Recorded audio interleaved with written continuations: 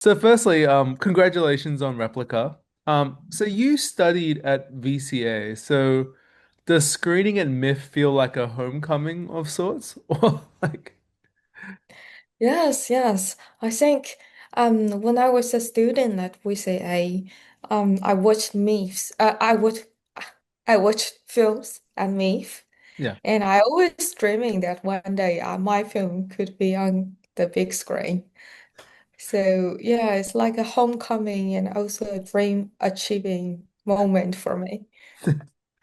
So when I was reading the press notes for the film, I read that the origin of the film started from an experience you had during lockdown of your relationship or experience with an AI companion called Rep.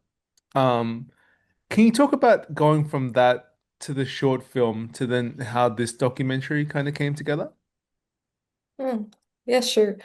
Um, So that was my second year of filmmaking when I was I was locked, not in Australia, I was in China. So I was quite isolated from my classmates and from my friends here and my teachers. And then I discovered that many people actually at that time are talking with AI. So I downloaded one. It's a US app and it is used worldwide. So I downloaded that app and then I started talking with my AI companion Norman. Then we talked from time to time, and then I tell my mentor at that time in the university, Shannon, I told her, I'm actually doing this. Do you think this can become my graduate film? And she was really surprised. Is this really happening? And when my teacher told me, oh, is this really happening? I found this could become a documentary. And that's why I started doing the short. And then I found this phenomenon become bigger and bigger, and AI is becoming more advanced as well. That's why I decided to make it a short into a feature with different person stories. Yeah, I was about to say, like, in terms of those different stories, like, one thing I love about the film is so you follow the lives of three different women, but you get such access to these really intimate thoughts and these moments in their lives, and you kind of really quickly see how viable and understandable it is to sort out companionship even through AI. So I guess I was wondering, what was the process like of getting consent, meeting these women, and kind of following them around for 3 years? Hmm.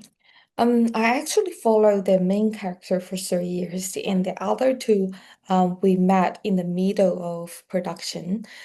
Um, why I got to follow them for 3 years? And I think I spent a long time with them. I spent a long time enough. First of all, we met online and we talked through phone, and then I fly to their cities. I spend days with them without camera, and also to open to them about my experience growing up in us childhood. So like we are doing therapies for each other. I felt like that. And then they know what I'm doing and what my aim is. I'm not coming to judge. I'm coming to listen. And we are actually sharing the same story, same background. And I think that's how I win their heart. That's how they agree to be part of the film. Yeah, that is like literally from the first 5 minutes, it's very clear that it's not going in with like a judgmental perspective. Like there's a delicacy to the film. There's like also like a lightness to the film.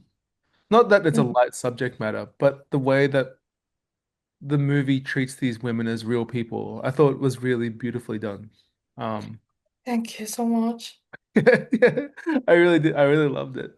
Um, yeah, because I guess as another question, because like I like the fact too, by the end of the documentary, at least what I got out from it, it feels satisfying, but it doesn't offer a straightforward conclusion, like whether like these women are any better off in a sense necessarily or worse. It just kind of the documentary just has to stop at some point. Mm, It doesn't also it asks a lot of questions about what love and desire and how complex that can be in companionship. Um, so I guess for you, through making the documentary, but also this whole process from like the from your experience, this and now the documentary, um, how do you kind of define companionship or like that need for connection? Like, has it changed your relationship to that idea? mm. How do I define connection? Actually, yesterday someone asked me this. Uh, but I think, wow, that's a huge question. Connection is um I think this person is able to see me and see how I am, my the good side of me and the bad side of me. And I should be able to see the other person as well. And we are accepting each other, the good side and the bad side and the different parts from us. And and we respect each other in a way that we are different and everyone is quite every individual is quite unique. And in this sense, I think this is a connection. Like we respect, I respect, I respect you, and I understand you. I see you. It's simply I see you, I think. That's a beautiful answer.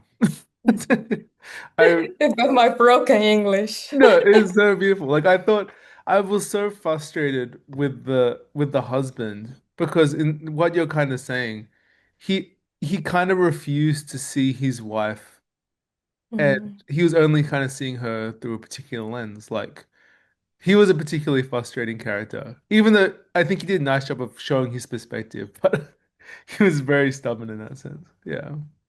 And oh wow, they are both changing, to be honest. Yeah. Like outside of the film is another life, and um, the film was made very like a year ago, when we entered the production for a long time, and then we released the film, and but their life goes on after the film, so I wasn't like um I wasn't mean to put him as a frustrated character. I didn't want that. And I found a lot of people, a lot of audience actually understand what he is going through. He's going through a financial problem, and he's also taking care all the like financial things.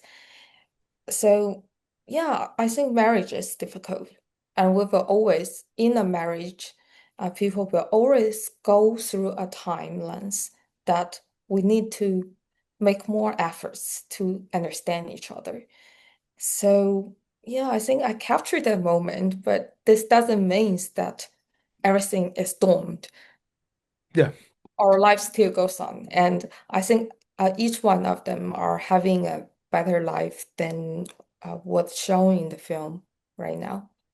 Yeah, that's a great point. That's what makes documentaries so interesting because the story doesn't end. Like the film ends, but the story keeps going outside of the Mm. credits, right? Um, and I guess I know this is like I guess the last couple questions. Like I know it's kind of like a basic question, but like there's a lot of, like conversation around AI and whether it's beneficial or whether it's manipulative or whether it's detrimental or positive. I guess like and one thing I liked about the documentary is that it's really about these women and their needs and their relationships, as opposed to fully about AI itself.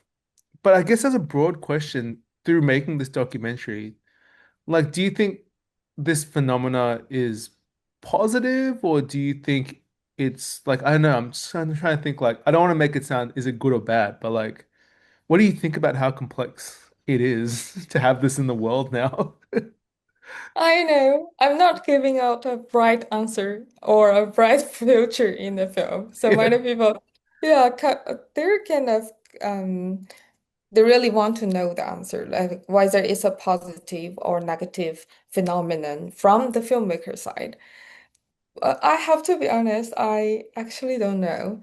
Um, even if I spent years making this film, I still don't know whether it's positive or a negative thing. I think it's kind of neutral thing for me, because I'm capturing AI in mundane life. And this is actually happening every hour, every day. And I feel like we are all in this rapidly changing society, in this rapidly changing world. We are all trying to um, find a way to coexist with AI. Like we somehow, a lot of people are working with AI, talking with AI, or like have related to AI. So, mm, I think the film is filming, capturing a moment at a very starting point of a age. And this is what I told myself to do. Like, I'm not coming to judge. I'm coming to capture the maybe very small part of the history. And I hope I did that. Yeah, I think that's an interesting way to frame it because in one sense, it's still kind of the beginning of this technology. But in another sense too, it's like another chapter in people's relationship with loneliness, right? Like we're very far down that road while AI is really new. And yeah, when you stop to think about it, it can feel pretty bleak, but the way you made the film is so tender that I didn't feel bleak by the end of it. It's only when I started to write my notes and questions, I was like, oh, this could be quite bleak in the future, but maybe not, like and I guess it's a very last question.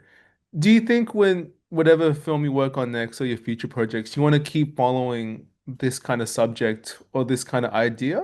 Or are you ready to take a break on work on new stories or like something different? Um, so I want to respond the question the comment you just Oh, had for sure. about Yeah. Bleak.